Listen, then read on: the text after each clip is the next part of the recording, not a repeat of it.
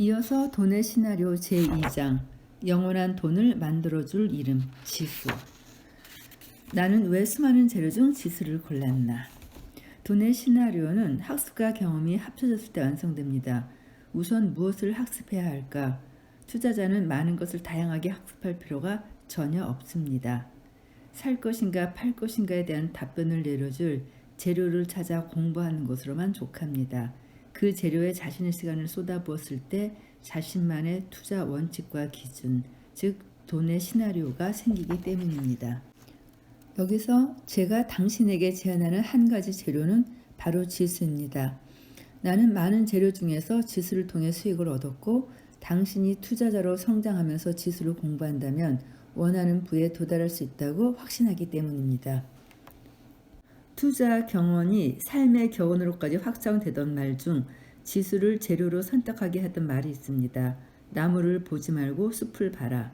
지난 15년간 돈과 투자를 공부하며 지수보다 좋은 숲을 찾을 수 없었습니다. 지수는 내게 투자 전체를 알려주는 가장 좋은 선생님이었습니다. 지수의 종류는 매우 많습니다. 그 많은 것을 처음부터 다 알아갈 필요는 없습니다. 우선 가장 중요한 것을 살펴보도록 하죠. 대한민국 주식시장에는 크게 두 가지 시장이 있습니다. 코스피 시장과 코스닥 시장입니다. 코스피 시장은 우리가 대부분 알고 있는 대한민국 대표 기업들, 예를 들면 삼성전자, LG화학 이런 대기업들을 말하는 거죠. 그리고 코스닥 시장은 우리가 잘 모르는 기업 또는 벤처 기업이 포진되어 있습니다. 코스피는 1980년 1월 대한민국 코스피 시장에 상장되어 있는 기업들의 가치를 합산하여 100포인트라고 정했습니다. 이후 2007년 코스피가 약 2000포인트까지 상승했으니 이곳에 상장된 기업의 가치가 20배 성장했다고 보면 됩니다. 그리고 코스피 200이라는 지수는 1990년 1월 코스피 시장에 있는 기업 중 대표 기업 200개의 가치를 합산하여 100포인트라고 정한 후 분리한 시장입니다. 우리나라는 미국 주식시장을 표방하므로 시장 구조가 매우 비슷한데요. 우리나라 코스피는 미국의 다우 지수, 우리나라 코스닥 지수는 미국의 나스닥 지수라고 보고요. 우리나라 코스피 200은 미국의 S&P 500 지수라고 보면 됩니다. 이 중에서 당신이 첫 번째로 공부해야 하는 지수는 바로 코스피입니다. 그러면 지수는 어떠한 특징이 있기에 돈 공부를 할 때 전체적인 흐름을 파악할 수 있는 숲 역할을 하는 것일까? 지수에는 크게 세 가지 특징이 있습니다. 첫 번째, 지수는 실질적인 경기를 선행해서 대변한다. 지수는 이 책의 핵심 내용인 만큼 이 부분에 대해서는 제가 중략하지 않고 다 읽어드리겠습니다. 첫 번째, 지수는 실질적인 경기를 선행해서 대변한다. 각 나라 대표 지수는 그 나라 대표 기업들의 총합으로 구성되어 있으므로 경제 규모와 경제 상황을 알려주는 가장 확실한 지표다. 예를 들어 기업이 좋은 제품과 서비스를 만들어 수출하고 내수를 통해 이익을 창출하면 기업의 가치는 높아지고 주가는 올라간다. 이런 기업이 많아지면 지수는 자연스럽게 올라간다. 반대로 기업의 실적이 악화되면 기업의 가치는 낮아지고 주가는 내려간다. 그런데 주식은 실물 경제보다 앞서서 움직이는 경향이 있기에 이런 기업이 많아지면 지수는 내려간다. 이렇게 지수의 움직임에 따라 기업의 실적을 예상할 수 있고 기업의 실적은 대한민국 경제 지표에 영향을 미친다. 지수가 올라가면 대한민국 평균 기업의 실적이 높아지고 기업은 그 돈을 활용하여 채용을 늘리고 시설에 투자를 하거나 성과금과 배당금을 지급할 가능성이 커진다.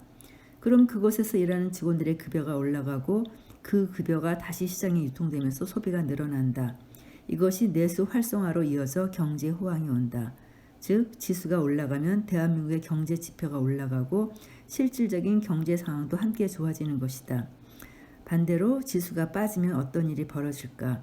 실적이 낮아지고 기업은 투자한 돈을 회수하려 할 것이다. 비용 절감을 위해 채용을 줄이고 운영 자금을 비축하기 위하여 성과금과 배당금의 액수도 낮출 가능성이 크다. 그럼 급여가 동결되거나 오히려 낮아지게 될 것이며 고용 불안의 직원들은 허리띠를 졸라맬 것이고 이에 따라 시장에 쓰는 지출도 줄어들게 될 것이다. 결국 내수 불황으로 이어져 불경기가 온다. 국내 총생산 GDP, 국민 총생산 GNP 등 여러 가지 경제 지표를 보면 느리게든 빠르게든 우상향하고 있다.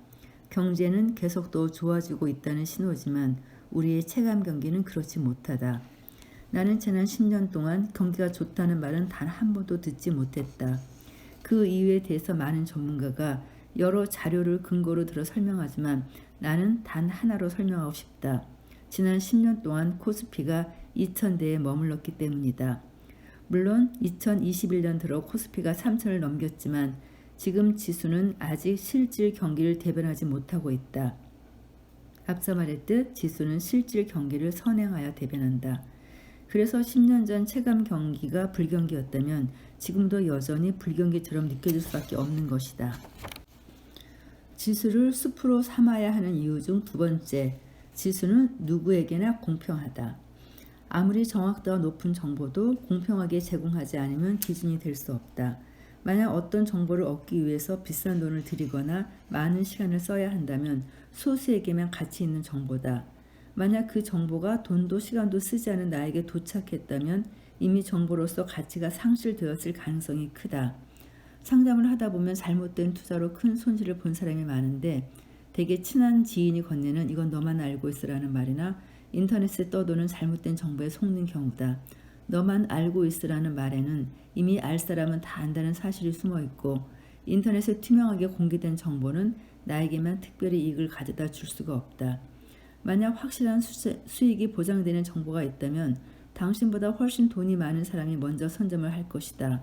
그들은 그 정보로 이익을 가져갈 것이고 그 정보가 더는 돈이 되지 않을 때쯤 저렴한 가격 혹은 무료로 내 귀에 들어올 것이다. 그런 정보는 대부분 끝물일 가능성이 크다. 결국 모두가 기준으로 삼을 수 있는 지표에는 공정성이 필수다.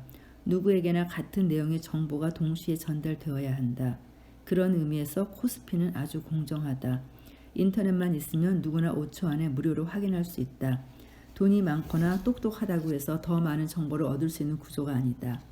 만약 누군가가 나보다 더 빠르게 코스피를 확인할 수 있다거나 비싼 돈을 주고 사야 하는 정보였다면 이것을 기준 삼아 공부하지 않았을 것이다. 가능하다면 당신은 공평한 시장에서 싸워야 한다. 훈련이 되어 있지 않은 상태로 불리한 시장에 뛰어든다면 실패는 예정되어 있다. 그러니 코스피를 활용해 투자 시장에 접근하여 다른 사람과 같은 출발선에서 공평하게 시작하자. 가장 공평한 지표 중 하나인 지수, 그것 하나로 시작하면 충분하다. 지수를 숲으로 삼아야 하는 이유 세 번째, 수치화되어 있다. 수치화되어 있으면 구체적으로 계획을 세우거나 실행할 수 있다. 예를 들어 다이어트를 하겠다는 말보다는 한 달간 5kg을 빼겠다는 것이 책을 많이 읽겠다는 말보다는 한 달간 5권의 책을 읽겠다는 것이 더 훌륭한 계획이다. 만약 당신에게 기준이 되는 것을 수치화할 수 없다면 목표를 구체화하기도 실행하기도 어렵다. 지수는 오직 숫자로만 이루어져 있다. 숫자는 정확하고 정직하다. 그래서 성공한 투자자일수록 변할 수 있는 말보다 변하지 않는 숫자를 더 선호한다. 만약 누군가 코스피가 많이 빠지면 매수하고 많이 오르면 매도한다고 말했다고 가정해보자. 문제는 이때 많이의 기준이 굉장히 모호하다는 것이다. 누군가에게는 5%도 많지만 누군가는 20%는 돼야 많다고 생각한다. 조금만 더 빠지면, 조금만 더 오르면이라는 생각으로 투자에 접근하면 매수도 매도로 할 수 없는 경우가 많이 발생한다. 이러한 문제점은 수치화된 기준이 해결해준다. 코스피가 1400포인트가 되면 매수한다. 코스피가 1500포인트가 되면 매도한다처럼 말이다. 눈대중 감각에 의존하지 않고 수치화된 기준에 따라 투자하다 보면 실패의 원인도 분석하기 쉽다. 예를 들어 수익의 기준을 10%로 잡고 실행을 했더니 5%까지만 오르고 내려오는 경우가 많았다면 다음부터는 5%를 기준으로 매도를 할 수 있다. 5%에도 수익은 났으나 8%까지 안정적으로 상승하는 경우가 많았다면 다음부터는 1차 매도를 5%, 2차 매도를 8%로 하여 조금 더 많은 수익을 낼 수도 있을 것이다. 한 가지 더 추가한다면 지수야말로 돈의 미래를 보여주는 가장 확실한 이정표라고 할 수 있겠다. 영원한 상승도 영원한 하락도 없다. 영원히 잘 될 것 같았던 창업 아이템도, 영원히 오를 것 같았던 부동산도, 영원히 상승할 것 같았던 주식도 어느 순간이 오면 고점이 형성되어 낮아지거나 쇠락한다. 모든 투자물은 상승과 하락을 반복할 수밖에 없다. 사이클이 있으면 과거의 것이 미래에 돌아온다. 이 간단한 깨달음으로 나는 지난 10년간 부를 이루었다. 과거로 미래를 가늠하여 하락할 때 사서 상승하는 시기에 팔면 되니까 말이다. 과거로 미래를 가늠할 때 가장 정확하게 확인할 수 있는 기준이 바로 지금까지 이야기했던 지수이다. 대한민국의 코스피는 분명 지금까지 우상향하였다. 하지만 그 과정에는 언제나 등락을 반복하였다. IMF, IT 버블, 리먼 사태의 영향, 코로나 등 이유는 달랐지만 아무리 호황기라 하더라도 모든 뉴스가 긍정적인 신호를 말하더라도 한정없이 오를 것 같았던 지수는 어느 시기가 되면 반드시 하락을 맞이했다. 그리고 그 흐름 속에서 나는 나만의 패턴을 발견했다. 당신이 지수를 기준으로 삼길 바라는 중요한 이유가 여기에 있다. 수치화되어 있기에 패턴을 발견하기 쉽기 때문이다. 다시 한번 강조하지만 지수는 돈의 미래를 알려주는 가장 확실한 이정표다.